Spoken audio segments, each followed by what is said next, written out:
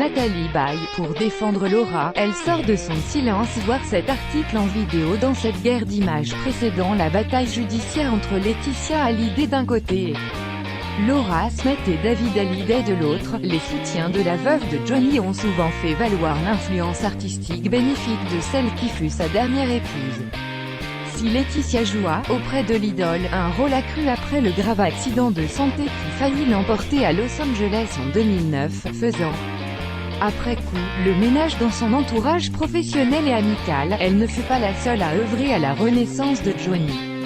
La femme, qui s'est exprimée ce 5 mars, via un communiqué publié dans le Figaro, a aussi quelque légitimité à s'exprimer en son nom. Nathalie Baye n'a été la compagne de l'interprète de Noir c'est Noir que pendant 4 ans, entre 1982 et 1986. Mais elle ne compte pas pour rien dans l'édification du mythe Hallyday. C'est elle qui, après le passage à vide de l'artiste à la fin des années 1970, lui permit de rencontrer Michel Berger, auteur de l'album rock n' roll Attitude et d'une chanson, Quelque chose de Tennessee, rebustant sa carrière et redorant son image. C'est elle encore qui l'orienta vers des cinéastes, de Godard à Costa Gavras, faisant de lui un acteur à part entière. Elle, toujours qui le relooka, civilisant le rocker populaire en voie de ringardisation avancée.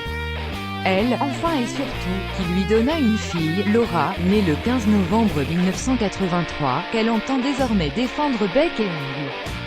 C'était du reste la hantise des soutiens de Laetitia.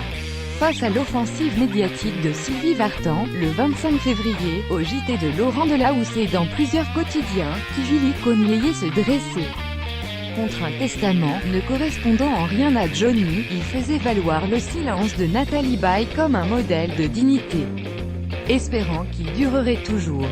David et Laura, bête noire de leur belle-mère dans l'affrontement opposant la famille Boudou aux enfants biologiques du taulier, les Français n'avaient pas, selon eux, à être pris à témoin.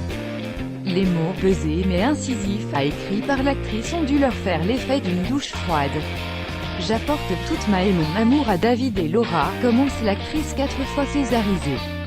Je connais Johnny, nous nous sommes aimés. Notre complicité et affection a été présente jusqu'à la fin, avant d'affirmer sans jamais citer Laetitia, Johnny aimait ses enfants, les aînés David et Laura ainsi que Jade et Joy. Malheureusement, les aînés étaient les bêtes noires de leur belle-mère, Johnny en a beaucoup souffert. David et Laura aussi. Il y avait l'apparence, photo familiale à l'appui, mais la réalité était beaucoup moins gracieuse. Johnny lâchait prise, seule la musique et la scène le faisaient tenir. C'était un homme épuisé, très seul malgré le monde autour de lui, il dégageait depuis longtemps beaucoup de tristesse. L'attaque, enfin, se fait frontale, toute la famille Boudou est citée sur le testament, jusqu'aux frères que Johnny ne supportait pas, tandis que David et Laura, artistes même, se voient refuser ne serait-ce que le droit d'écouter le projet d'album posthume de leur père. Être nié dans cette filiation artistique est reçu comme une vraie douleur et une grande injustice. Que faut-il faire pour retrouver la raison? Tous ceux qui ont aimé Johnny ne peuvent que le souhaiter. Nathalie Baye espère-t-elle une conciliation? Derrière le constat posé sans hypocrisie, Nathalie espère-t-elle une conciliation, un compromis? Une nouvelle fois, ce ne sont pas tant les 100 millions d'euros, fortune prêtée à Hallyday et dont devrait hériter Laetitia, qui sont mis en avant, mais l'héritage artistique. Tandis que les avocats des deux camps, ardavant Amir Aslani, pour la veuve de Johnny, Jean Veil, du côté de David et Hervé Temim et Pierre-Olivier. Sûr pour Laura, Phobis leurs armes, la famille Boudou doit-elle tendre la main? Elle ne peut, en tout état de cause, rester inactive. Ta communication, ces dernières semaines, s'est révélée, au mieux brouillonne, à travers le communiqué amendé de leur soutien Jean Reno, au pire désastreuse, avec le tirage de langue sur Instagram d'une Mamie Rock, la grand-mère de Laetitia, devenue la risée d'humoriste, la brocardant en symbole de la vénalité supposée de son clan.